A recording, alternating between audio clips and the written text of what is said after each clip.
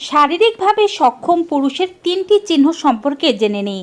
যে পুরুষদের সাধারণত স্ত্রীকে সন্তান দিতে কোনো প্রকারের অসুবিধা হয় না। শারীরিকভাবে সক্ষম পুরুষরা সপ্তাহে 2 দিন অন্তত পক্ষে মিলন করতে পারবেন এবং মিলনের সময় তারা কোনোরূপ অসুবিধা অনুভব করবেন না। স্বাভাবিকভাবে তাদের বীর্যপাত হবে, কিন্তু তার মানে এটি মোটেও নয় যে তার চেয়ে বেশিবার তারা সহবাস করতে অক্ষম।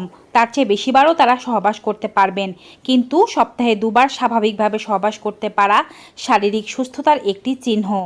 দ্বিতীয়ত, শারীরিকভাবে সক্ষম পুরুষদের প্রত্যেকবার মিলনে অন্তত পক্ষে 3 থেকে 5 ml পর্যন্ত সিমেন নির্গত হবে। এতে 4 কোটি থেকে 60 কোটি পর্যন্ত শুক্রাণু থাকতে হবে। এবং সর্বশেষ লক্ষণ হচ্ছে, শারীরিকভাবে সক্ষম পুরুষেরা কোনো প্রকারের প্রোটেকশন ছাড়া মিলন করতে থাকলে 1 বছরের মধ্যে তাদের স্ত্রী গর্ভবতী হবে।